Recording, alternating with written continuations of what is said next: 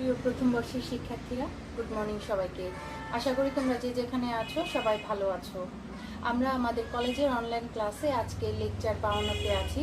আজকের ক্লাসটা আমি কোনো অধ্যায় ভিত্তিক ক্লাস নিব না, তবে তোমাদের বোর্ড থেকে যে অ্যাসাইনমেন্ট দেওয়া হয়েছে, সর্বশেষ যে অ্যাসাইনমেন্ট 3 নম্বর অ্যাসাইনমেন্টটা দেওয়া হয়েছে চতুর্থ সপ্তাহে, সেই অ্যাসাইনমেন্ট নিয়ে কিছু দিক নির্দেশনামূলক আলোচনা আজকে আমি আমার ক্লাসে দিব তোমাদের জন্য। হয়তো বাসায় ইতিমধ্যে তোমরা বিভিন্ন ভাবে বা বিভিন্ন বইয়ের সাহায্য নিয়ে, আমাদের মেইন বইয়ের সাহায্য নিয়ে বা নিজেরা নিজেদের মতো করে অ্যাসাইনমেন্টটা তোমরা শেষ করে ফেলেছো অথবা করছো বাসায়। কারণ ইতিমধ্যে যেহেতু আমি এই চ্যাপ্টারটা শেষ করে ফেলেছি, তো আমি তোমাদের বলবো যে যদি অ্যাসাইনমেন্ট না করে থাকো অথবা করেও থাকো, তারপরেও যেহেতু তোমাদের আপাতত পরবর্তী অ্যাসাইনমেন্টগুলো দেওয়া স্থগিত রাখা হয়েছে বোর্ড কর্তৃক, তো অ্যাসাইনমেন্ট যারা করনি তারা আজকের দিক নির্দেশনাগুলো মেনে সঠিকভাবে করবে। আর যারা করে ফেলেছো, যদি কোনো ভুল থেকে থাকে, আমার আজকের ক্লাসের পর যদি দেখো যে কোনো জায়গায় তোমাদের ভুল হয়েছে বা সেইভাবে মেনটেন করোনি নিয়মটা, তাহলে সেই নিয়মটা ফলো করে আবার একটু কারেকশন করে সঠিকভাবে নতুন করে করবে। ঠিক আছে? যেহেতু এখনো পর্যন্ত তোমাদের হাতে সময় আছে। তাহলে আমরা আজকে ক্লাসে ফিরে যাই। ক্লাসে দেখি যে আজকে আমরা কি আলোচনা করব। আমরা আলোচনা করব আমাদের অ্যাসাইনমেন্ট 3 অর্থাৎ চতুর্থ সপ্তাহে তোমাদের যে অ্যাসাইনমেন্টটা দেওয়া হয়েছে, হিসাব বিজ্ঞান প্রথম পত্র কোড 253 তৃতীয় অধ্যায় থেকে তোমাদের চতুর্থ সপ্তাহের অ্যাসাইনমেন্টটা দেওয়া হয়েছে, ব্যাংক সমন্বয় বিবরণী এই অধ্যায় থেকে। তোমরা ইতিমধ্যে পেয়ে গেছো তোমরা প্রশ্ন। নগদান বই ও ব্যাংক বিবরণীর উদ্বৃত্ত গরমিলের কারণ অনুসন্ধান করে ব্যাংক সমন্বয় বিবরণী প্রস্তুতকরণ, এটা তোমাদের অ্যাসাইনমেন্ট নামে যে কলামটা আছে, অ্যাসাইনমেন্ট শিরোনাম দিয়ে যে কলামটা করা হয়েছে, যেখানে উদ্দীপকটা লেখা থাকে, সেই উদ্দীপকের উপরে এই লাইনটা তোমাদের দেওয়া আছে। সেটাকে তোমরা তোমাদের কভার পেজে অ্যাসাইনমেন্টের শিরোনাম হিসেবে রাখতে পারো। ঠিক আছে? আর এই চ্যাপ্টারটা যেহেতু আমরা অলরেডি শেষ করে ফেলেছি, তোমাদের অ্যাসাইনমেন্টের সমাধান করতে আমি যতটুকু মনে করি তেমন কোনো সমস্যা হবার কথা না। কিন্তু তারপরও এখানে করণীয়গুলো পুরো চ্যাপ্টারের উপর ভিত্তি করে দেওয়া হয়েছে। কিছু থিওরি করার কথা বলা হয়েছে ক নাম্বারে, মানে থিওরি লেখার বিষয়ও আছে।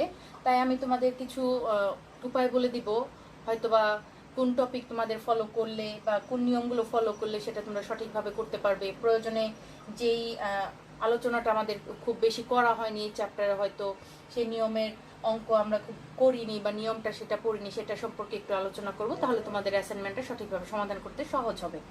চলো তাহলে আমরা অ্যাসাইনমেন্টে ফিরে যাই। আমাদের অ্যাসাইনমেন্টের যে উদ্দীপকটা দেয়া আছে অ্যাসাইনমেন্ট কলামে, তোমরা তোমাদের সামনে নিশ্চয়ই অ্যাসাইনমেন্টটা আছে, আর না থাকলে বের করো সামনে। তোমাদের প্রত্যেকের কাছে হয়তো মোবাইলে অ্যাসাইনমেন্টটা ডাউনলোড করে নিয়েছো অথবা প্রিন্ট আউট করে নিয়েছো, অনেকের কাছেই আছে। তাহলে একটু দেখো, সেখানে বলা আছে যে উদ্দীপকে শুরুতেই দেয়া আছে নগদান বই অনুসারে ব্যাংক জমার উদ্বৃত্ত 48,600 টাকা। আমি পুরো উদ্দীপকটা উঠাইনি, শুধুমাত্র তোমাদের একটু নিয়মগুলো হয়তো বলে দেবো। আমরা যেহেতু তোমাদের খাতাগুলো মূল্যায়ন করবো, সেই নাম্বারগুলো আমাদের বোর্ডে পাঠাতে হবে। আমরা তোমাদের শিক্ষক হিসাবে আমরা অ্যাসাইনমেন্টগুলো, এটা আমাদের করে দেওয়ার কথা না, এটা তোমাদের করার কথা। যেহেতু তোমাদের এই করণীয়র উপরে আলাদাভাবে নাম্বার আমরা দিব। তোমরা ইউটিউব চ্যানেল দেখে, বিভিন্ন জায়গা থেকে অনেক সমাধান দেখে হয়তো সেগুলো সমাধান করতে পারো, তবে আমি নিজেও ইউটিউবের অনেক সলিউশন ঘাটাঘাটি করেছি। বিভিন্ন টিচার বিভিন্নভাবে হয়তো ইউটিউবে সলিউশন করেছেন, আমার কাছে কিছুটা কনফিউজিং মনে হয়েছে। যে কারণে আমি তোমাদের বলবো তোমরা অবশ্যই মেন বই ফলো করবে, এবং আমরা কলেজের টিচাররা যে অনলাইন ক্লাসগুলো তোমাদের দিচ্ছি, সেই চ্যাপ্টার ভিত্তিক, মানে অধ্যায় ভিত্তিক ক্লাসগুলো তোমরা ফলো করো, সেখান থেকে সঠিক নিয়মটা শেখো, এবং যে অঙ্কগুলো করায়, যে অঙ্কগুলো হোমওয়ার্ক দিয়ে সেগুলো বাসায় প্র্যাকটিস করো। তাহলে দেখবে অ্যাসাইনমেন্টের যে করণীয়গুলো থাকে বা যে অঙ্ক করতে বলা হয়, সেটা তোমরা সহজে করতে পারবে, যদি আগে চ্যাপ্টারটা সম্পর্কে তোমাদের ভালো ধারণা থাকে। ঠিক আছে? তাহলে আমি বলবো যে ইউটিউবের কোনো একটা সলিউশন দেখে হুবহু কপি করে দিলে সেখানে অ্যাসাইনমেন্টে তোমরা ফুল মার্ক পাবে, এটা কিন্তু 100% গ্যারান্টি দেওয়া যাচ্ছে না। কারণ মেন বইয়ের নিয়মের সাথে মিল থাকতে হবে, সঠিকতা মেনটেন করতে হবে। আমরা যেভাবে আমাদের চ্যাপ্টারগুলো তোমাদের দিচ্ছি বা বোর্ডের বই থেকে যেভাবে নিয়মগুলো দেয়া আছে সেগুলো ফলো করে, এবং অ্যাসাইনমেন্ট পেজে বোর্ড থেকে তোমাদের যে নির্দেশনাগুলো দেয়া হচ্ছে সেই নির্দেশনাগুলো মেনে তোমাদের কিন্তু অ্যাসাইনমেন্টের সলিউশনটা করতে হবে, এটা অবশ্যই। কারণ পুরো অ্যাসাইনমেন্ট পেজটা তোমরা নিজেরা সম্পূর্ণ আগে পড়ো, শুধুমাত্র উদ্দীপক আর করণীয় দেখে তোমরা সলিউশন শুরু করে দিলে তা কিন্তু না। অনেকগুলো কলাম কিন্তু আছে তোমাদের অ্যাসাইনমেন্টের পেজটার মধ্যে, ঠিক আছে? যে বোর্ড থেকে যে অ্যাসাইনমেন্টের পৃষ্ঠাটা দেওয়া আছে সেখানে কিন্তু অনেকগুলো কলাম আছে, যে কলামে বিভিন্ন শিরোনাম দিয়ে বলা আছে যে এটা অ্যাসাইনমেন্ট কলাম, এটা নির্দেশনা কলাম, তারপরে আরো অন্যান্য নির্দেশক কলাম থাকে, আমাদের মান বন্টনের, টিচারদের মান বন্টনের জন্য আলাদা কলাম থাকে, তারপর শিখন ফল বিষয়বস্তুর বিষয় একটা কলাম থাকে। প্রত্যেকটা কলাম তোমরা যদি ভালো করে পড়ো, তারপর পারদর্শিতার মাত্রা, যেখানে তোমরা কিভাবে লিখলে কত নাম্বার পাবে সেটাও কিন্তু তোমাদের সামনে কিন্তু উপস্থাপন করা আছে। তোমরা কিন্তু এগুলো পড়েও এই উপায়গুলো দেখে, ক্লুগুলো নিয়েও কিন্তু তোমরা সঠিকভাবে অ্যাসাইনমেন্টের সলিউশনটা করতে পারো। তোমাদের সামনে সবকিছু দেয়া আছে যে কিভাবে করলে তোমরা অ্যাসাইনমেন্টটা সঠিকভাবে করতে পারবে। কিন্তু তোমরা এগুলা ভালোভাবে খেয়াল না করে শুধু ইউটিউবের একটা সলিউশন দেখে সেটা কপি করে দিলে, এবং এরকম কপি তোমরা 30 জন 35 জন স্টুডেন্টের মধ্যে 30 জনেরই একরকম হলো, সেখানে কিন্তু তোমাদের নাম্বার অবভিয়াসলি কমে যাবে, ঠিক আছে? তাই আমি বলবো তোমরা অনলাইন ক্লাসগুলো ফলো করবে, তোমরা বইয়ের নিয়ম মেনটেন করবে, যেটা কলেজ থেকে আমরা তোমাদের দিচ্ছি, যে ক্লাসগুলো, যে নিয়মগুলো তোমরা মেন বই থেকে পাচ্ছ, শিখছো, সেই নিয়ম অনুসারে তোমরা অ্যাসাইনমেন্টের সলিউশন করবে। তাহলে আর অন্য কোনো জায়গা থেকে সলিউশন দেখার তোমাদের প্রয়োজন হবে না, তোমরা নিজেরাই পারবে নিজের দক্ষতা যোগ্যতা অনুযায়ী, ঠিক আছে? তাহলে আমাদের অ্যাসাইনমেন্টের উদ্দীপকে প্রথমে দেয়া আছে যে নগদান বই অনুসারে ব্যাংক জমার উদ্বৃত্ত দেয়া আছে 48,600 টাকা। অর্থাৎ এখানে ব্যাংক সমন্বয় বিবরণী যে আমরা করব, আমরা যখন নিয়ম পড়েছি, ব্যাংক সমন্বয় বিবরণী অধ্যায় যখন আমরা পড়েছি, সেখানে আমরা নিয়ম দেখেছি যে যে কোনো একটা বই, হয়তো বা নগদান বইয়ের একটা উদ্বৃত্ত দেয়া থাকবে অঙ্কের শুরুতে, উদ্দীপকের শুরুতে, সেই জের বা উদ্বৃত্ত ধরে আমাদের গরমিলের কারণগুলো খুঁজে খুঁজে বের করে সেগুলা সংশোধন করতে হবে। সংশোধনের জন্য প্রয়োজনীয় ব্যাংক সমন্বয় বিবরণী করতে হবে, এবং সংশোধনের নিয়মগুলো কিন্তু বই থেকে আমি তোমাদের ধরে ধরে একদম শিখিয়ে দিয়েছি। বোর্ডে নিয়মটা লিখে, ছকটা লিখে দিয়ে আমি তোমাদের শিখিয়েছি, এবং বলেছিলাম বাসায় সেই নিয়মের ছকটা খাতায় লিখে তোমরা প্র্যাকটিস করবে, এবং সেই নিয়ম অনুযায়ী তোমরা অঙ্ক করবে। আমি অবশ্য অঙ্কও করিয়েছি কয়েকটা ক্লাসে। তাহলে এখানে নগদান বই অনুসারে ব্যাংক জমার উদ্বৃত্ত এত টাকা দেয়া আছে। আমাদের নগদান বই অনুসারে ব্যাংক জমার উদ্বৃত্ত দিয়ে যদি ব্যাংক সমন্বয় বিবরণী করতে বলে, তাহলে সেই ক্ষেত্রে কি নিয়ম মেনটেন করতে হবে, সেটা একক জের পদ্ধতি বা প্রচলিত পদ্ধতির ক্ষেত্রে কোন নিয়ম আমাদের ফলো করতে হবে, সেই ছকটা কিন্তু আমি তোমাদের অলরেডি শিখিয়ে ফেলেছি। তোমরা সেই নিয়ম মেনটেন করে কিন্তু অঙ্কটা করবে। এরপর কতগুলো দফা দেয়া আছে বা গরমিলের কতগুলো কারণ উল্লেখ করা আছে, সেখানে 1 থেকে 7 নাম্বার পর্যন্ত 7টা গরমিলের কারণ দেখানো আছে, ঠিক আছে? কারণগুলো শুধু উল্লেখ করে দেওয়া হয়েছে, কারণগুলো কিন্তু ব্যাখ্যা করা হয়নি, জাস্ট উল্লেখ করে দেওয়া আছে, ঠিক আছে? যেমন এখানে তোমাদের শুরুতেই বলা আছে 2021 সালের 31 মে তারিখে, অর্থাৎ আমরা ব্যাংক সমন্বয় বিবরণীটা 2021 সালের 31 মে তারিখে করব, সেটা সাগর অ্যান্ড কোং কোম্পানি কোংয়ের জন্য। সেখানে নগদান বই মোতাবেক ব্যাংক জমার উদ্বৃত্ত 48,600 টাকা দেয়া আছে। আর এছাড়া অন্যান্য যে গরমিলের কারণ দেয়া আছে 1 থেকে 7 পর্যন্ত 7টা দফা দেয়া আছে, সেই কারণগুলো উল্লেখ করা আছে। যেমন চেক ইস্যু করা হয়েছে কিন্তু ব্যাংক কর্তৃক ডেবিট হয়নি 4,500 টাকা, এরকম 1 থেকে 7 পর্যন্ত আমাদের 7টা কারণ দেখানো আছে, যেই কারণগুলোর জন্য নগদান বই এবং ব্যাংক বিবরণী দুইটা বইয়ের মধ্যে উদ্বৃত্তের মধ্যে গরমিল দেখা দিয়েছে। অর্থাৎ দুইটা বইয়ের উদ্বৃত্ত সমান হওয়ার কথা, কিন্তু সমান হয়নি, গরমিল হয়ে গেছে। এখানে একটা বইয়ের একটা উদ্বৃত্ত দেয়া আছে, ব্যাংক জমার উদ্বৃত্ত। এই উদ্বৃত্ত ধরে আমরা একটা গরমিলের কারণগুলো সঠিক জায়গায় বসিয়ে, সমাধানের জন্য সঠিক জায়গায় বসিয়ে আমরা ব্যাংক সমন্বয় বিবরণী করব। সেটা হচ্ছে একক জের পদ্ধতি বা প্রচলিত জের পদ্ধতিতে। সেই নিয়মটা আমরা প্রত্যেকে শিখে গেছি আমরা যখন অধ্যায় 3 করেছিলাম, ঠিক আছে? আমরা যখন অধ্যায় 3 করেছি তখন আমরা এই নিয়মটা কিন্তু শিখে গেছি একক জের পদ্ধতি অনুযায়ী। এখন আমরা দেখি যে গরমিলের জন্য যে 7টা কারণ আছে, সেই কারণগুলো তোমরা প্রত্যেকেই পেয়েছো, সবার সামনেই হয়তো আছে। এখানে 1 নাম্বারটা পড়েছি, 2 নাম্বারটা হচ্ছে আদায়ের জন্য 8,500 টাকার চেক ব্যাংকে জমা দেওয়া হয়েছে কিন্তু ব্যাংক বিবরণীতে এখনো লেখা হয়নি, এটা ব্যাংক লিখেনি, মানে এই কারণে নগদান বই আর ব্যাংকের উদ্বৃত্তে তফাৎ হয়ে গেছে, কারণ এক বইতে লেখা হয়েছে আরেক বইতে লেখা হয়নি। আবার 1 নাম্বারটা নগদান বইতে লেখা হয়েছে, ব্যাংক বিবরণীতে লেখা হয়নি। 3 নাম্বার অন্য একজন গ্রাহক কর্তৃক ইস্যুকৃত 10,500 টাকার একটি চেক ব্যাংক ভুলবশত অত্র হিসাবে ডেবিট করেছে। আমরা যদি আমানতকারী হই, আমরা যদি সাগর অ্যান্ড কোং হই, আমাদের একটা নগদান বই থাকবে ব্যাংকের নামে, আবার ব্যাংকের কাছে সাগর অ্যান্ড কোং মানে আমাদের নামে আরেকটা হিসাব থাকবে, ব্যাংকের পাসবই থাকবে, যেখানে কি করবে আমাদের সাগর অ্যান্ড কোং এর থেকে যে লেনদেনগুলো হচ্ছে তার সাথে ব্যাংকের সাথে যে লেনদেনগুলো হচ্ছে আমাদের সাথে, সেগুলো ব্যাংক ওই সাগর অ্যান্ড কোং এর নামে যে হিসাব বইটা আছে তাদের কাছে আমাদের নামে সেখানে লিখবে। কিন্তু 3 নাম্বার বলা হয়েছে যে সাগর অ্যান্ড কোং না, অন্য একজন গ্রাহক চেক ইস্যু করেছিল 10,500 টাকার, সেটা ব্যাংক ভুল করে সাগর অ্যান্ড কোং এর হিসাবের বইতে লিখে ফেলেছে। ঠিক আছে, ব্যাংকে যে সাগর অ্যান্ড কোং নামে যে বইটা আছে ব্যাংক বিবরণী, সেখানে তারা অন্য একজন গ্রাহকের একটা লেনদেন বা চেক ইস্যুর দফাটা লিখে ফেলেছে, এটা ব্যাংক ভুল করেছে। ব্যাংক চেক ইস্যু করেছে মানে ব্যাংক লিখেছে ডেবিট করেছে, কিন্তু আমরা তো নগদান বইতে এই ভুলটা করিনি, যে কারণে ব্যাংকের উদ্বৃত্ততে যেই অ্যামাউন্ট এসেছে আমাদের নগদান বইতে সেই অ্যামাউন্ট আসেনি, কারণ ওইটা ব্যাংক ভুল করেছে, আমরা তো আর সেই ভুলটা করিনি। যদি সঠিক কিছু করার কথা থাকতো কিন্তু আমরা এখনো করিনি, তার কারণেও গরমিল হতো। ব্যাংকের ভুলের কারণেও অনেক সময় গরমিল হয়, নগদান বইয়ের ভুলের কারণে অনেক সময় গরমিল হয়, তাহলে এটাও একটা গরমিলের কারণ। এটা কি করতে হবে, যখন আমরা ব্যাংক সমন্বয় বিবরণী করব, যেহেতু ব্যাংকে এটা থাকার কথা না, আমরা সেটা বাদ দেওয়ার ব্যবস্থা করব আর কি। 4 নাম্বারটা বলা আছে ব্যাংক লভ্যাংশ বাবদ আদায় করেছে 10,000 টাকা। ব্যাংক যখন টাকা আদায় করে তখন আমাদের নামে যে তার কাছে যে বিবরণীটা আছে, হিসাব বইটা আছে, সেখানে তারা ক্রেডিট করে, আমরা আমাদের নগদান বইতে ব্যাংক হিসাবে ডেবিট করি। কিন্তু ব্যাংক লভ্যাংশ আদায় করেছে, আমরা এখনো আদায় করেছে বলতে এখানে নগদান বইতে লেখা হয়নি এমন কিছু বলা নেই, কিন্তু ব্যাংক যেহেতু আদায় করেছে, ঘটনাটা যেহেতু ব্যাংকই ঘটিয়েছে, তাহলে অবশ্যই ব্যাংক তার বিবরণীতে আমাদের নামে যে বিবরণী সেখানে কিন্তু সে লিখে ফেলেছে। আমরা যেহেতু সঠিক সময়ে জানিনি সাগর অ্যান্ড কোং এর বইতে নগদান বইতে, কিন্তু আমরা আমাদের নগদান বইতে কিন্তু এই ব্যাংকের লেনদেনটা এখনো লিপিবদ্ধ করিনি, যে কারণে দুইটা বইয়ের মধ্যে গরমিল রয়ে গেছে।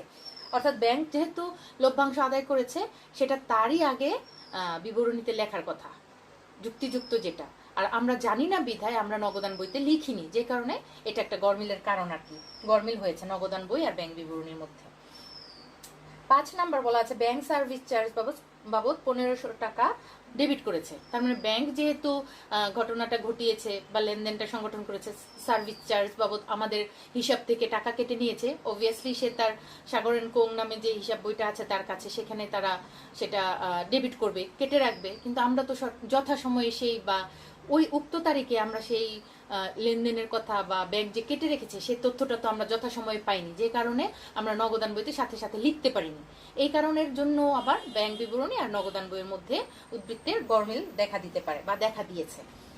তারপরে 6 নাম্বার বলা আছে একজন পাওনাদারকে 12,000 টাকার চেক ইস্যু করে ভুলে নগদান বইতে 1200 টাকা লেখা হয়েছে। আমরা একজন পাওনাদারকে যখন চেক ইস্যু করি আমাদের নগদান বইতে ক্রেডিট লিখি, ক্রেডিট সাইডে ব্যাংকের কলামে লিখি, কারণ আমাদের ব্যাংক হিসাবে টাকা কমিয়ে দেখায়। আর আমরা যেটাকে ক্রেডিট করি ব্যাংক কি করে, তার কাছে আমানতকারীর নামে মানে আমাদের নামে যে বইটা আছে বিবরণী আছে সেখানে তারা ডেবিট করে। আমরা যেটাকে ব্যাংক নগদান বইতে ডেবিট করি ব্যাংক সেটা ক্রেডিট করে, তার কাছে আমানতকারী যে বই আছে আমাদের নামে সেখানে সে ব্যাংক কি করে, ক্রেডিট করে। আবার আমরা যেটা ক্রেডিট করি ব্যাংক সেটা ডেবিট করে তার হিসাবের বইতে, আমাদের নামে যে হিসাবের বই আছে। সুতরাং দুইটা বইয়ের উদ্বৃত্ত কিন্তু উল্টা, আমাদের কাছে যেটা ব্যাংক জমার উদ্বৃত্ত ব্যাংকের কাছে সেটা কিন্তু ব্যাংক জমাতিরিক্ত। ঠিক আছে, আবার ব্যাংকের কাছে যেটা ব্যাংক জমার উদ্বৃত্ত আমাদের নগদান বই অনুযায়ী কিন্তু ব্যাংক জমাতিরিক্ত। সুতরাং এটা মাথায় রাখতে হবে, আমরা যেটা ডেবিট করি ব্যাংক সেটা কি করে, ক্রেডিট করে। ব্যাংক যেটা আবার আমরা যেটা ক্রেডিট করি ব্যাংক সেটা ডেবিট করে। আমরা যখন চেক ইস্যু করি পাওনাদারকে আমরা ক্রেডিট করি, ব্যাংক হিসাবকে ক্রেডিট করি, আর ব্যাংক সেটা কি করে, ডেবিট করে, আমাদের হিসাব থেকে কেটে রাখে। তাহলে 6 নাম্বার লেনদেনটা আমরা 12,000 টাকার চেক ইস্যু করেছিলাম, আমাদের নগদান বইতে 12,000 টাকা ক্রেডিট করার কথা ব্যাংকের কলামে, আমরা 12,000 টাকার জায়গায় 1200 টাকা ক্রেডিট করেছি। এখানে কিন্তু ব্যাংক কোনো ভুল করেনি, ভুলটা করেছি আমরা। 12,000 টাকার জায়গায় 1200 টাকা লিখেছি, ব্যাংক 12,000 টাকায় কিন্তু লিখেছে। এখানে লিখেছে একজন পাওনাদারকে 12,000 টাকার চেক ইস্যু করে ভুলে নগদান বইতে 1200 টাকা লেখা হয়েছে, অর্থাৎ ব্যাংকের বইতে কোনো ভুল হয়নি, ভুল হয়েছে নগদান বইতে। তাহলে কত টাকা ভুল হয়েছে, কত টাকা আমরা কম ক্রেডিট করেছি। ব্যাংক 12,000 ডেবিট করেছে কিন্তু আমরা 12,000 ক্রেডিট না করে 1200 টাকা, অর্থাৎ এখানে তোমরা 12,000 টাকা থেকে যখন তোমরা 1200 টাকা বাদ দিবে তখন দেখবে 10,800 টাকা বের হয়। এই 10,800 টাকা আমরা কম ক্রেডিট করেছি, ঠিক আছে, কম বাদ দিয়েছি। তাহলে আমরা যখন একক জের পদ্ধতিতে ব্যাংক সমন্বয় বিবরণী করব আমাদের এই 10,800 টাকা কিন্তু আবার এটা বাদ দেওয়ার কথা থাকলে বাদ দিয়ে দেখাতে হবে। যদি নগদান বই অনুসারে ব্যাংক জমার উদ্বৃত্ত হয় সেক্ষেত্রে আমরা একটা নিয়ম জানি, ব্যাংক বিবরণীতে যে সমস্ত কারণে যোগফল বৃদ্ধি পায় সেই সমস্ত বিষয়গুলো এই উদ্বৃত্ত দিয়ে শুরু হলে, নগদান বইয়ের ব্যাংক জমার উদ্বৃত্ত দিয়ে শুরু হলে একটা নিয়ম হচ্ছে ব্যাংক বিবরণীতে যে সমস্ত কারণে ব্যাংকের যোগফল হ্রাস বৃদ্ধি পায় সেগুলো আমরা যোগ করব ব্যাংক সমন্বয় বিবরণী করার সময়। অর্থাৎ ব্যাংকের বৃদ্ধি হলে আমাদের নগদান বইতে নগদান বই অনুযায়ী এই উদ্বৃত্ত থাকলে আমরা যোগের অংশে দেখাবো। আবার ব্যাংকের যোগফল হ্রাস পায় যে সমস্ত কারণে সেগুলো আমরা এখানে মাইনাস করে দেখাবো, বিয়োগের অংশে দেখাবো। এটা খুব সহজ নিয়ম, আর তোমাদের এই অ্যাসাইনমেন্টটা খুব সহজ নিয়মের মধ্যেই দিয়েছে, আশা করি করতে কোনো কষ্ট হবে না। এরপর তাহলে 6 নাম্বারটা হচ্ছে ব্যাংক সঠিক টাকাটাই ডেবিট করেছে, কিন্তু আমরা সঠিক টাকাটা ক্রেডিট করিনি, আমরা কিছু কম টাকা ক্রেডিট করেছি। তাহলে এই যে ব্যাংক কতটুকু সঠিক ডেবিট করেনি, যেটা আমরা ক্রেডিট, কতটুকু সঠিক ডেবিট করেছে যেটা আমরা নগদান বইতে ক্রেডিট করিনি, ওই অংশের কারণেও, ওই 10,800 টাকার কারণেও কিন্তু দুইটা বইয়ের উদ্বৃত্তের মধ্যে গরমিল দেখা দিয়েছে। লাস্টে 7 নাম্বার বলা হয়েছে আদায়ের জন্য ব্যাংকে প্রেরিত প্রাপ্য বিল বাবদ ব্যাংক 51,000 টাকা আদায় করেছে যা নগদানভুক্ত হয়নি। উক্ত বিলের লিখিত মূল্য ছিল 50,000 টাকা। এটা জাস্ট একটা ইনফরমেশন, কিন্তু আমাদের বেশি গুরুত্ব দিতে হবে ব্যাংক কত টাকা আদায় করেছে যেটা আমরা নগদান বইতে লিখিনি। ব্যাংক আদায় করেছে 51,000 টাকা।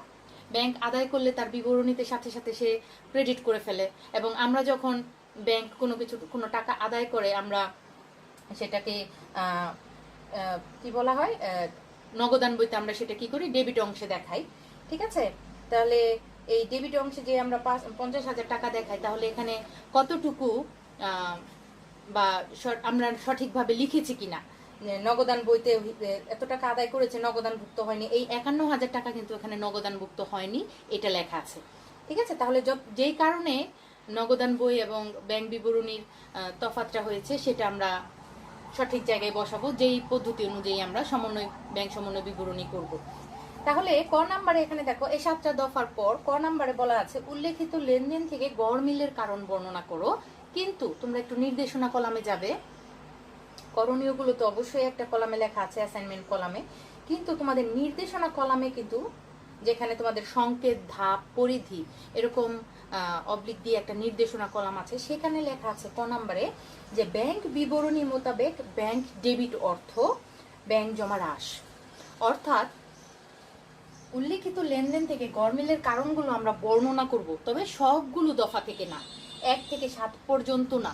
আমাদের এখানে নির্দিষ্ট করে বলা আছে যে সমস্ত গড়মিলের কারণ, যে সমস্ত কারণে শুধুমাত্র মানে ব্যাংকের ডেবিট অর্থ, ব্যাংক ডেবিট করেছে যে সমস্ত লেনদেনগুলো, কিন্তু নগদান বইতে ক্রেডিট করা হয়নি। অর্থাৎ যে সমস্ত দফাগুলো, এই 1 থেকে 7 পর্যন্ত যে দফাগুলো ব্যাংক ডেবিট করেছে কিন্তু নগদান বইতে লেখা হয়নি এখনো পর্যন্ত, মানে সেই দফা বা গড়মিলের কারণগুলো শুধু ক নাম্বারে উল্লেখ করতে বলা হয়েছে। আমি আরেকবার বলি, এখানে বলা আছে উল্লেখিত লেনদেন থেকে গড়মিলের কারণ বর্ণনা করো। 1 থেকে 7 নাম্বার পর্যন্ত প্রত্যেকটাই এক একটা গড়মিলের কারণ, কিন্তু এখানে আমাদের নির্দিষ্ট করে বলা আছে যে সমস্ত গড়মিলগুলো শুধুমাত্র ব্যাংক বিবরণীতে ডেবিট করা হয়েছে। এই 1 থেকে 7 পর্যন্ত আমরা প্রত্যেকটা দফা দেখব, দফা দেখে বুঝবো যে কোন কোন ঘটনাগুলো বা কোন কোন এন্ট্রিগুলো শুধুমাত্র ব্যাংক বিবরণীতে ডেবিট করা হয়েছে। যেগুলো ব্যাংক বিবরণীতে ডেবিট করা হয়েছে কিন্তু নগদান বইতে লেখা হয়নি বা ক্রেডিট করা হয়নি, শুধুমাত্র সেই দফাগুলো গড়মিলের কারণগুলো আমরা বর্ণনা করব। ঠিক আছে, এখানে তোমরা, আমি আরেকটু সহজ করে বলে দেই, 1 থেকে 7 পর্যন্ত তোমরা 3টা দফা পাবে। যেমন একটা হচ্ছে কোন কোন ঘটনা বা লেনদেনগুলোর জন্য ব্যাংক বিবরণী আমাদের হিসাবকে ডেবিট করে। দেখো তো এখানে যেমন আদায়ের জন্য 8,500 টাকা চেক ব্যাংকে জমা দেওয়া হয়েছে, এটা 2 নাম্বার। 1, 2 এগুলো হবে না, কারণ এগুলো ব্যাংক বিবরণীতে এখনো পর্যন্ত লেখাই হয়নি, ডেবিট করা তো পরে, এটা লেখাই হয়নি। তারপর অন্য একজন গ্রাহক কর্তৃক ইস্যুকৃত 10,500 টাকার একটি চেক ব্যাংক ভুলবশত অর্থ হিসাবে ডেবিট করেছে। 3 নাম্বার কিন্তু একটা আছে দফা যেটা ভুল করেছে। আমরা তাহলে প্রেজেন্টেশনটা কেমন করে করব? প্রেজেন্টেশনটা করব আমরা সুন্দর করে, আগে কভার পেস্টের পূরণ করব, কোনো কাটাকাটি ঘষা মাজা না, সুন্দর পরিচ্ছন্নভাবে। তারপর আমরা যেখানে সমাধানগুলো শুরু করব, অ্যাসাইনমেন্টের সমাধান, আমরা সুন্দর করে 2 দিকে বা 4 দিকে মার্জিন টানবো, যেগুলো আমরা আগের অ্যাসাইনমেন্টগুলো করেছি 1, 2 যেভাবে করেছি, সুন্দর করে আমরা মার্জিন টানবো। অফসেট পেপারে অবশ্যই করব, আমাদের যেই সাইজের কাগজ ইউজ করতে বলেছে। তারপর আমরা সমাধান, কত নাম্বার সমাধান করছি সুন্দর করে লিখবো, বড় করে, মাঝখানে হতে পারে অথবা এক সাইডে হতে বা দিকে, সমাধান ক, অথবা ক নং প্রশ্নের সমাধান। ঠিক আছে, সমাধান ক লিখে সুন্দর করে আমরা দুইটা দাগ দেবো। প্রেজেন্টেশন যেন অবশ্যই আকর্ষণীয় হয়, টিচারের মন মতো হয়, তাহলে নাম্বারটাও তোমাদের সেক্ষেত্রে কাটা যাওয়ার সম্ভাবনা থাকে না। তাহলে আমরা লিখবো যে ক নাম্বারে উপরোক্ত বা উল্লিখিত লেনদেন থেকে গড়মিলের কারণ বর্ণনা করা হলো। সেখানে আমরা লিখতে পারি ব্যাংক বিবরণী অনুযায়ী ব্যাংক ডেবিট অর্থ।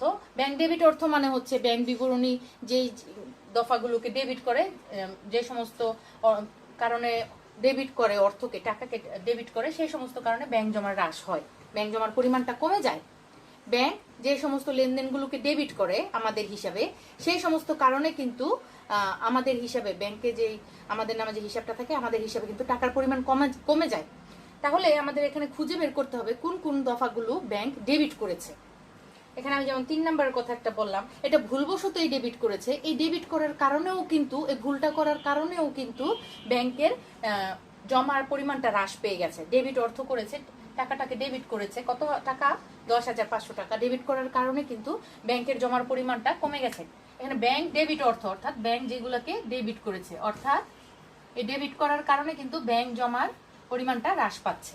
ঠিক আছে, এই অর্থাৎটা ওই স্পষ্টভাবে ওইভাবে নির্দেশনা কলামে লেখা নেই, কিন্তু ব্যাংক ডেবিট অর্থ যেটা ব্যাংক বিবরণী করেছে, ডেবিট করেছে, অর্থাৎ ব্যাংক জমার পরিমাণ যে সমস্ত কারণে হ্রাস পেয়েছে, সেই গড়মিলের কারণগুলো শুধু আমরা উল্লেখ করব। 3 নাম্বার একটা বললাম, তোমরা সুন্দর করে 3 নাম্বারটা উল্লেখ করবে, কারণটা উল্লেখ করে সুন্দর একটু বর্ণনা আকারে দিবে, অল্প কথায়। শুধুমাত্র কারণটা উল্লেখ করে দিলেই হবে না, কারণ আমাদের এখানে বর্ণনা করতে বলেছে। এই যে দেখো, বর্ণনা করো। এখানে তো কারণগুলো শুধু দেওয়া, ঠিক আছে, আমরা কারণটা উঠাবো, উঠিয়ে সুন্দর করে আমরা হাইলাইট করব, বর্ণনা করব। আমরা কারণটাকে প্রথমে খাতায় সুন্দর করে লিখবো, লিখে হয়তো কুলন দিতে পারি, অথবা লিখতে পারি উক্ত কারণে বা উক্ত দফাটি ব্যাংক ডেবিট করার কারণে ব্যাংক জমার পরিমাণ হ্রাস পেয়েছে, এবং নগদান বইতে না লেখার কারণে নগদান বই এবং ব্যাংক বিবরণীর উদ্বৃত্তের মধ্যে গড়মিলের সৃষ্টি হয়েছে। আমরা এইভাবে লিখতে পারি নিজেদের মতো করে সুন্দর সাবলীল ভাষায়। আমরা প্রয়োজনে বই থেকেও হেল্প নিতে পারি। আমাদের ব্যাংক সমন্বয় বিবরণী ও আমানতকারী নগদান বই এর ব্যাংক হিসাব, এগুলোর মধ্যে যে গড়মিলের কারণগুলো আছে, টপিক নাম্বার 3.04, ঠিক আছে, টপিক নাম্বার 3.04, এই টপিকের সাহায্য আমরা নিতে পারি প্রয়োজনে সুন্দর ব্যাখ্যা দেওয়ার জন্য। অল্প কথায় সুন্দর সাবলীল ভাষায় নিজেরাও যেন বুঝতে পারো তোমরা, এবং যথেষ্ট যেন যুক্তি থাকে, অর্থটা যেন ঠিক থাকে, কথার যে অর্থ তোমরা বুঝাতে চাচ্ছ সেটা যেন ঠিক থাকে। তাহলে আমরা লিখতে পারি যে অন্য একজন গ্রাহক কর্তৃক ইস্যুকৃত 10,500 টাকার একটি চেক ব্যাংক ভুলবশত অত্র হিসেবে ডেবিট করেছে। এই ভুলের কারণে ব্যাংক কর্তৃক এই ভুলের কারণে ব্যাংক জমার পরিমাণ হ্রাস পেয়েছে, ঠিক আছে, এবং নগদান বইতে না লেখার কারণে বা নগদান বইতে উক্ত ভুলটি না করা হয়নি বিধায় নগদান বই ও ব্যাংক বিবরণীর উদ্বৃত্তের মধ্যে গড়মিলের সৃষ্টি হয়েছে। তোমরা যতটুকু সুন্দরভাবে উপস্থাপন করতে পারো, একদম হুবহু আমার কথার মতো হতে হবে বা হুবহু বইয়ের মতো হতে হবে এমন না, যুক্তিসঙ্গতভাবে অল্প কথায় সুন্দর ভাষায় অর্থটা সঠিক রেখে বুঝিয়ে দিলেই হবে। এরপর আরেকটা ডেবিট অর্থ আমরা পেতে পারি, সেটা হচ্ছে 4 নাম্বার তো না, কারণ লভ্যাংশ বাবদ যদি ব্যাংক টাকা আদায় করে ব্যাংক তার বইতে ক্রেডিট করে। 5 নাম্বার, ব্যাংক সার্ভিস চার্জ বাবদ 1500 টাকা ডেবিট করেছে। এটা একটা ডেবিট অর্থ, ব্যাংক ডেবিট করেছে যেটা, যার কারণে ব্যাংকের জমার পরিমাণ হ্রাস পেয়েছে, কিন্তু আমরা যথাসময়ে নগদান বইতে উক্ত লেনদেনটা লিপিবদ্ধ করিনি, যে কারণে আমরা ক্রেডিট করিনি উক্ত টাকার পরিমাণটা আমাদের নগদান বইতে। ব্যাংক চার্জ হিসেবে যে টাকাটা কেটে নিয়েছে আমরা ব্যাংক হিসেবে ক্রেডিট করিনি। যথাসময়ে অবশ্যই লিখবো, ব্যাংক তার বইতে যথাসময়ে ডেবিট করলেও আমরা উক্ত সময়ের মধ্যে নগদান বইতে লিপিবদ্ধ করিনি বলে, অথবা নগদান বইতে যথাসময়ে লিপিবদ্ধ করা হয়নি বলে নগদান বই ও ব্যাংক বিবরণীর উদ্বৃত্তের মধ্যে গড়মিলের সৃষ্টি হয়েছে অথবা পার্থক্য সৃষ্টি হয়েছে। এটা একটা গড়মিলের কারণ, ঠিক আছে। এভাবে তোমরা অল্প কথায় উপস্থাপন করতে পারো। আবার আরেকটা আছে যে আদায়ের জন্য, এটা না, 6 নাম্বার, একজন পাওনাদারকে 12,000 টাকার চেক ইস্যু করে ভুলে নগদান বইতে 1200 টাকা লেখা হয়েছে। এখন এখানে কতটুকু ব্যাংকে ডেবিট করা হয়েছে এবং কতটুকু টোটালি একদম নগদান বইতে লেখা হয়নি, পার্থক্যটা দিবে। 12,000 আর 1200 টাকার যে পার্থক্যটা, সেই কারণটা তোমরা উল্লেখ করতে পারো যে একজন পাওনাদারকে 12,000 টাকার চেক ইস্যু করে ভুলে নগদান বইতে 1200 টাকা লেখা হয়েছে, অর্থাৎ ব্যাংক বিবরণীতে পার্থক্যটা দিবে যে 12,000 মাইনাস 1200, 10,800 টাকা যথাসময়ে ডেবিট করা হলেও নগদান বইতে এটা লেখা হয়নি, 10,800 টাকা লেখা হয়নি বা হিসাবভুক্ত করা হয়নি অথবা ক্রেডিট করা হয়নি, যে কারণে ব্যাংক বিবরণী এবং নগদান বইয়ের উদ্বৃত্তের মধ্যে পার্থক্যের সৃষ্টি হয়েছে। ঠিক আছে, এরকম সুন্দরভাবে সাবলীল ভাষায় লিখে উপস্থাপন করলে সেখানে তোমরা ফুল মার্ক পাবে। এরপর তোমরা যখন সমাধান খ করবে, সমাধান খ নিয়ে আমার কোনো কিছু বলার নেই, কারণ অলরেডি এই নিয়ম তোমরা শিখে ফেলেছো। এই চ্যাপ্টার থেকে আমি এই নিয়মের অঙ্কই তোমাদের করিয়েছি একক জের পদ্ধতি বা প্রচলিত পদ্ধতিতে, এবং এই নিয়মের ছকই আমি তোমাদের শিখিয়েছি। নগদান বই অনুসারে যদি ব্যাংক জমার উদ্বৃত্ত দেয়া থাকে বা ব্যাংক জমার উদ্বৃত্ত দিয়ে যদি আমাদের ব্যাংক সমন্বয় বিবরণী করতে হয়, সেখানে কোন কোন বিষয়গুলো যোগের অংশে যায় সেগুলো তোমরা ওই 1 থেকে 7 পর্যন্ত করে, যেগুলো যোগের অংশে যাবে সেগুলো যোগের অংশে দেখাবে, যেগুলো বিয়োগের অংশে যাবে বা বাদের অংশে যাবে সেখানে তোমরা বিয়োগের অংশে দেখাবে। তারপর দেখবে এরকম যোগ বিয়োগ করার পর ফাইনালি যে ফলাফলটা আসবে সেটার নাম হবে, অবশ্যই যদি প্লাস ফিগার আসে তাহলে অবশ্যই সেটা হবে ব্যাংক বিবরণী অনুসারে ব্যাংক জমার উদ্বৃত্ত, ফলাফলের নামটা আসবে। তাহলে আমরা নগদান বই অনুসারে একটা ব্যাংক জমার উদ্বৃত্ত আগেই আমাদের উদ্দীপকে দেয়া ছিল, এবং আমরা নতুন করে আরেকটা ফল পাচ্ছি খ নাম্বারে, যেটা এই উদ্বৃত্ত ধরে আমরা ব্যাংক সমন্বয় বিবরণী যখন করব প্রচলিত পদ্ধতিতে, যেটাকে আমরা একক জের পদ্ধতি বলি, সেখানে আমরা লাস্টে যে ফলাফলটা পাবো সেখানে আরেকটা উদ্বৃত্ত পাচ্ছি।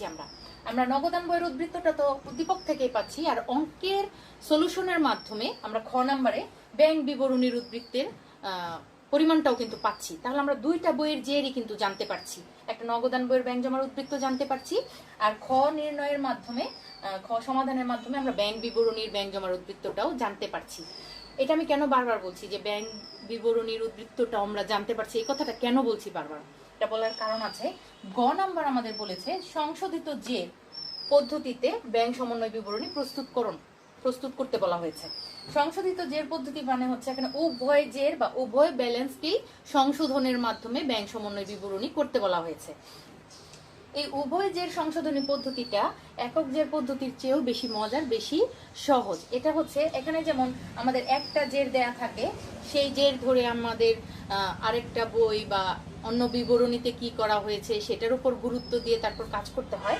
এই উভয় জের সংশোধনী পদ্ধতির বেলায় হচ্ছে দুইটা জেরই আমরা নিয়ে দুই সাইডে, যদি আমাদের উভয় জের সংশোধনী পদ্ধতির নিয়ম আমরা দেখি, আমরা 3.06 টপিক নাম্বার 3.06 এর আমরা 2 নাম্বার নিয়মটা যদি পড়ি, পদ্ধতিটা 2 নং, ঠিক আছে, 2 নং পদ্ধতিটা যদি দেখি, সেখানে আমাদের দুইটা উদ্বৃত্ত নিয়েই সেগুলোর সমাধানের কাজ করে তারপর দুইটা জেরের পরিমাণ সমান করা হয়। অর্থাৎ নগদান বইয়ের যে উদ্বৃত্ত দেয়া থাকবে সেটা দিয়ে নগদান বইয়ের অংশটা আমরা কারেকশন করব, আবার ব্যাংক বিবরণীর যে জেরটা উদ্দীপকে দেয়া থাকবে সেটা নিয়ে আমরা ব্যাংক বিবরণীতে যে কাজগুলো আমরা করিনি, যোগের কাজ যদি না করে থাকি যোগ করব, বাদের কাজ যদি না করে থাকি বাদ করার কথা ছিল বাদ দেইনি, সেগুলো আমরা করব, করে দেখব যে নগদান বইয়ের যে উদ্বৃত্ত এবং ব্যাংক বিবরণীর যে উদ্বৃত্ত বের হয়েছে সেটা দুইটাই সমান হয়েছে। এটা হচ্ছে উভয় জের সংশোধনী পদ্ধতি। তাহলে এখানে দেখো আমাদের উদ্দীপকে একটা উদ্বৃত্ত দেয়া, এখন উভয় জের সংশোধনী পদ্ধতিতে অঙ্ক করতে হলে আমাদের দুইটা জের লাগবে সংশোধনের জন্য, কারণ এখানে বলাই আছে উভয়, মানে সংশোধিত জের মানে হচ্ছে উভয় জের পদ্ধতি, যেটা সংশোধন পদ্ধতি। তাহলে এই যে একটা জের ধরে আমরা যখন প্রচলিত পদ্ধতিতে অঙ্ক করব, ব্যাংক সমন্বয় বিবরণী করব, তার মধ্যে থেকে সমাধানের পর আমরা যে আরেকটা ফলাফল পাবো সেটা হচ্ছে আরেকটা বিবরণীর জের। তাহলে আমরা দুইটা বিবরণীর জের পেয়ে গেছি, সেই দুইটা বিবরণীর জের ধরে আমরা গ নাম্বারটা করব। ঠিক আছে, দেখো এখানে নির্দেশনায় বলা আছে, গ নাম্বার নির্দেশনা দেয়া আছে খ এর ফলাফলের ভিত্তিতে। এটাই আমি তোমাদের বারবার বলছি যে আমরা যদি খ নাম্বারটা সমাধান না করি তাহলে আমরা গ নাম্বারটা করতে পারবো না, কারণ এখানে একটা জের দেয়া আছে, এই একটা জের দিয়ে আমরা খ নাম্বারটা করতে পারবো। কিন্তু খ নাম্বারে যে ফলাফলটা আসবে সেই ফলাফল এবং এই যে এই উদ্বৃত্ত, শুরুর যে উদ্বৃত্ত, সেই দুইটা জের না পেলে আমরা আবার উভয় জের সংশোধন পদ্ধতিটা আমরা ব্যাংক সমন্বয় বিবরণী করতে পারবো না। এই জন্য আমাদের গ এর জন্য আগে খটা করতে হবে, এবং খটা কিভাবে করতে হয় এটা কিন্তু অলরেডি আমরা প্রত্যেকে শিখে গেছি। আমি কিন্তু আমার ক্লাসগুলোতে, লেকচারগুলোতে তোমাদের জন্য এই খ এর পদ্ধতি অনুযায়ী কিন্তু এই চ্যাপ্টারটা করিয়েছি। এখন তাহলে আমার যেটা করণীয়, আমার সংশোধিত জের বা উভয় জের পদ্ধতিতে ব্যাংক সমন্বয় বিবরণী কিভাবে প্রস্তুত করতে হয় সেটার নিয়মটা আমি একটু দেখাবো। ঠিক আছে, সেই নিয়মটা তোমাদের বইতেই আছে, 3.06 এর 2 নং টপিক। আমি তোমাদের জন্য এখন এই উভয় জের সংশোধনী পদ্ধতির নিয়মের ছকটা একটু দেখাবো এবং প্রয়োজনে 2-1টা উদাহরণ দেখতে বলবো, যেগুলো দেখলে হয়তো তোমাদের অ্যাসাইনমেন্টের সলিউশনটা করতে সহজ হবে।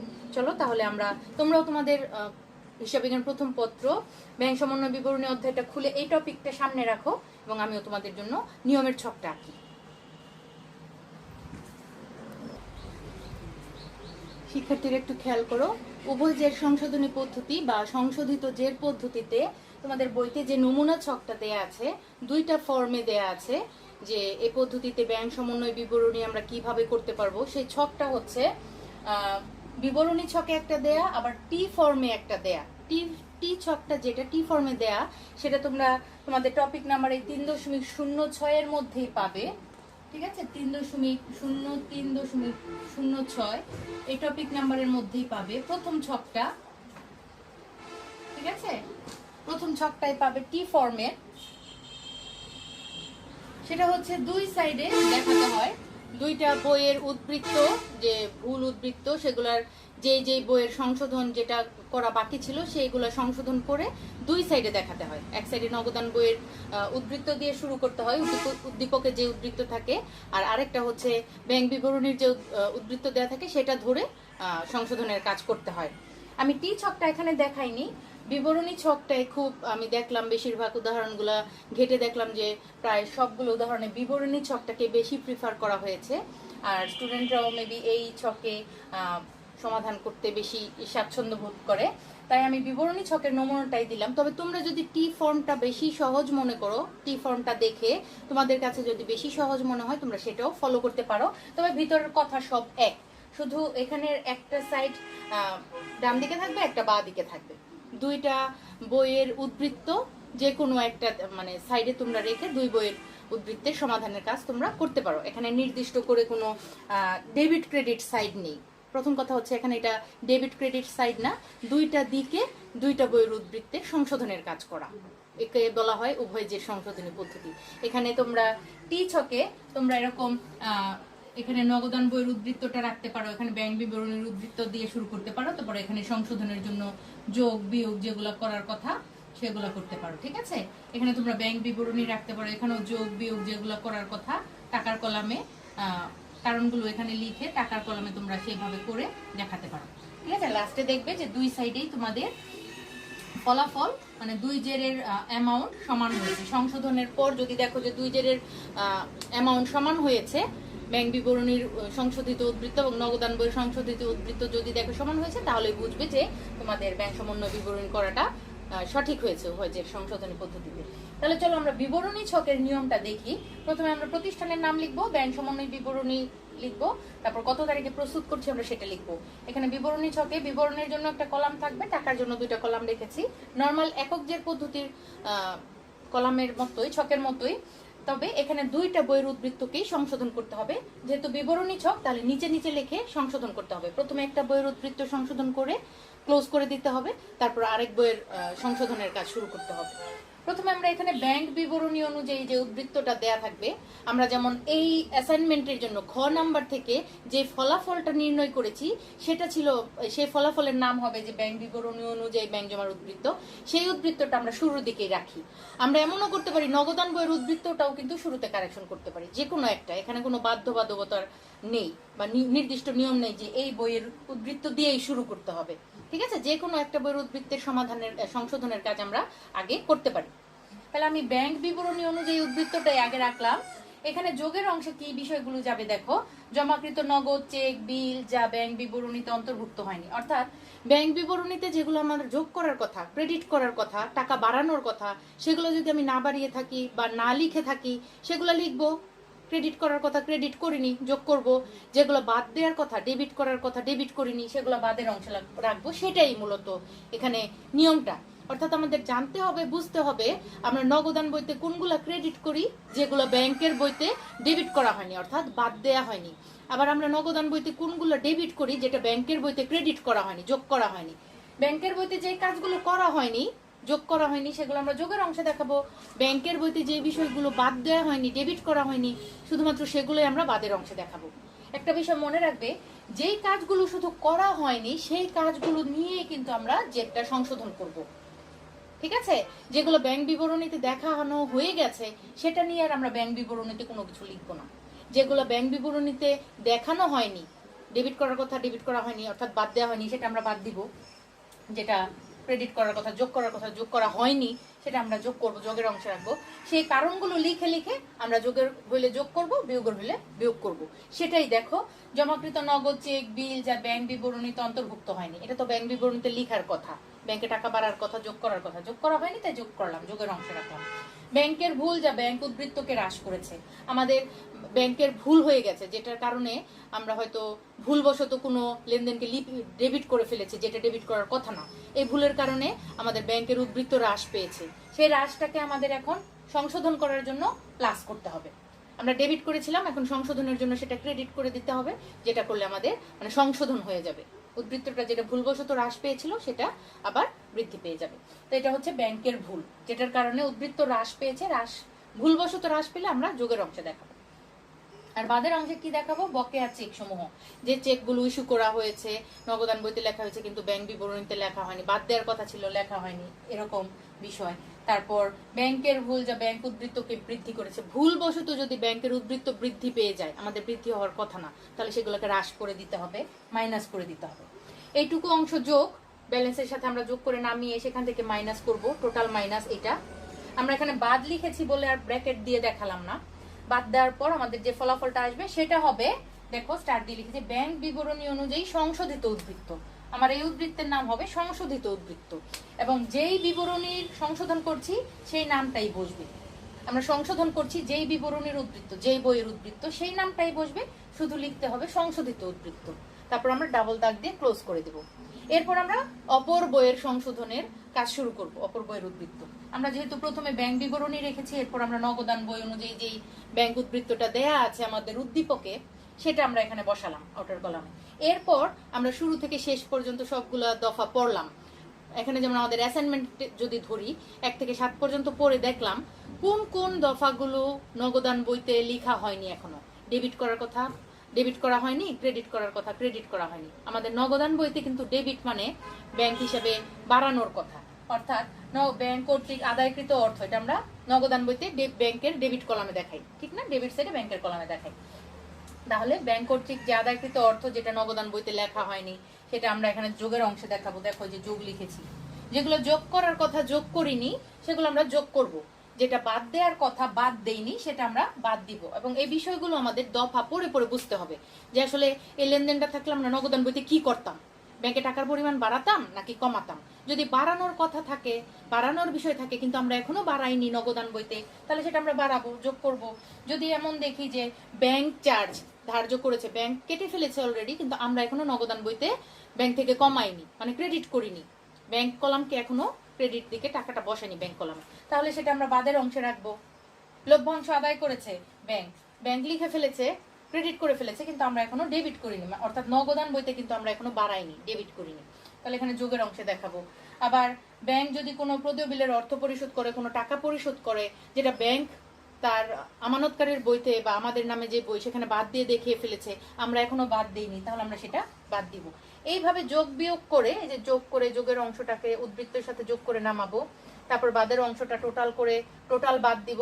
এইভাবে বাদ দেওয়ার পর যে অ্যামাউন্টটা আসবে সেটার নাম হবে নগদান বই অনুযায়ী সংশোধিত উদ্বৃত্ত। শুরুতে যে উদ্বৃত্ত সংশোধনের কাজ করেছি সেটার নাম হবে সংশোধিত উদ্বৃত্ত, আবার নগদান বই অনুযায়ী যদি সেকেন্ডে করি তাহলে সেটা নগদান বই অনুযায়ী সংশোধিত উদ্বৃত্ত। তারপর টাকার অ্যামাউন্ট যদি দেখবে, তখন দেখবে যে দুইটা অ্যামাউন্ট আমাদের সমান এসেছে কিনা। যদি দুইটা অ্যামাউন্টই উদ্বৃত্ত যদি সমান হয়, তাহলে আমরা বুঝবো আমরা সঠিকভাবে সংশোধন করতে পেরেছি এবং আমার ব্যাংক সমন্বয় বিবরণী সঠিক হয়েছে। এরপর আমরা ছকটা ক্লোজ করে দেব। উভয় যে সংশোধনী পদ্ধতিতে অঙ্ক করাটা আরো বেশি মজার। শুধুমাত্র ব্যাংকের বইতে যেগুলো লেখা হয়নি, যোগ করা হয়নি, বিয়োগ করা হয়নি, সেগুলো ব্যাংকের উদ্বৃত্তের সাথে যোগ বিয়োগ করবো। যেগুলো নগদান বইতে করার কথা সেটা করা হয়নি এখনো পর্যন্ত, আমরা দফাগুলো পড়বো, গরমিলের কারণগুলো পড়ে পড়ে দেখে বুঝবো। সেই নগদান বইতে আমরা সেভাবে বসিয়ে যোগ বিয়োগ করে, যেটা করা হয়নি সেটা করে আমরা সংশোধন করব। এইভাবে দুইটা বইয়ের যে আমরা সংশোধন করে তারপর উভয় যে সংশোধন পদ্ধতিতে আমরা ব্যাংক সমন্বয় বিবরণী করব। এটার যে টি ফর্মটা আছে, সেটার টি ফর্ম হচ্ছে, এখানে আমরা একটা অংশ রাখতে পারি, ব্যাংকের অংশটা আমরা এই সাইডে রাখতে পারি, নগদান বইয়ের অংশটা এখানে দেখবে বইতে শুরুতেই বা সাইডে দেওয়া। তোমরা যে কোনো একটা উদ্বৃত্ত নিয়ে তোমাদের মতো করে সংশোধনের কাজ শুরু করবে। অবশ্যই প্রেজেন্টেশনটা সঠিক হতে হবে, সঠিক নিয়ম মেনে নিতে হবে, ঠিক আছে, বুঝে বুঝে করতে হবে। এখানেও যে ব্যাংক বিবরণী আগেই থাকতে হবে এমন কোনো কথা নেই। আমরা নগদান বইটাও শুরুতে সংশোধন করতে পারতাম, যে কোনো একটা করলেই হতো, কিন্তু যেটাই করি না কেন দুইটা বইয়ের সংশোধিত জের সমান হইতে হবে। ঠিক আছে, আশা করি তোমরা, যেহেতু আমি আমার ক্লাসে এই নিয়মের ছকটা তোমাদের দেখাইনি, তাই আমি অ্যাসাইনমেন্টের সমাধানের সুবিধার্থে তোমাদের নিয়মটা আজকে শেখালাম। আশা করি তোমরা এই নিয়মটা ফলো করবে। না বুঝতে পারলে বইয়ের এই টপিক নাম্বারে গিয়ে আবার তোমরা রিভাইজ করবে, থিওরি যে বর্ণনাগুলো আছে সেগুলো পড়বে এবং উদাহরণ ঘাটবে। কোন কোন উদাহরণে এই উভয় যে পদ্ধতিতে উদাহরণ দেওয়া আছে, সৃজনশীল ব্যবহারিক উদাহরণ, তোমাদের মেইন বই উদাহরণগুলো ঘাটবে যে এই পদ্ধতিতে যে উদাহরণগুলো আছে সেগুলো কিভাবে সমাধান করা হয়েছে। তাহলে তোমরা দেখবে এই অ্যাসাইনমেন্টের সমাধানটাও সঠিকভাবে করতে পারবে। তো ডিয়ার স্টুডেন্টস, আজকে আমাদের ক্লাস এ পর্যন্তই থাক। আমি মূলত অ্যাসাইনমেন্টের 3টা করণীয় নিয়েই আমার টার্গেট ছিল যে তোমাদের একটু আলোচনা করি, দিক নির্দেশনা দেই, একটু উপায় বলে দেই বা একটু হেল্প করি। কিন্তু যেহেতু অ্যাসাইনমেন্টগুলো তোমাদের করতে হবে, হয়তো অনেকে বুঝে করো, অনেকে না বুঝে করো, হয়তো অনেকে একটা সলিউশন দেখে কপি করে দাও, কিন্তু এটা মোটেও ঠিক না। নিজের দক্ষতায়, নিজের যোগ্যতায় কিন্তু অ্যাসাইনমেন্টগুলো সলিউশন করতে হবে তোমাদের প্রত্যেককে। এতে তোমাদের সুবিধা হবে, তোমাদের চ্যাপ্টারটাও রিভাইজ হয়ে যাচ্ছে। যদি তোমাদের পরীক্ষার ডেট দিয়ে দেয় বা কোনো পরীক্ষার কথা বলে বোর্ড থেকে, তখন দেখবে এই চ্যাপ্টার আর নতুন করে তোমাদের শিখতে হচ্ছে না বা করতে হচ্ছে না, শুধু রিভাইজ দিলেই হয়ে যাচ্ছে। সুতরাং তোমরা নিজের দক্ষতায় যদি অ্যাসাইনমেন্ট করো, এতে তোমাদেরই লাভ হবে। ঠিক আছে, তো ডিয়ার স্টুডেন্টস, সবাই ভালো থাকো, সুস্থ থাকো। পরবর্তী ক্লাসে আমরা হিসাব বিজ্ঞান দ্বিতীয় পত্র একটা নতুন অধ্যায় শুরু করব, অধ্যায় 4। তোমরা হিসাব বিজ্ঞান দ্বিতীয় পত্র বই সামনে রাখবে, যৌথ মূলধনী কোম্পানির মূলধন, যেটাকে আমরা শেয়ার ইস্যু বলতে পারি। ওই অধ্যায়টা আমরা নেক্সট লেকচারে শুরু করব। তো ততদিন পর্যন্ত সবাই সুস্থ থাকো, ভালো থাকো। পরবর্তী ক্লাসে সবার সাথে আবার কথা হবে। ধন্যবাদ সবাইকে।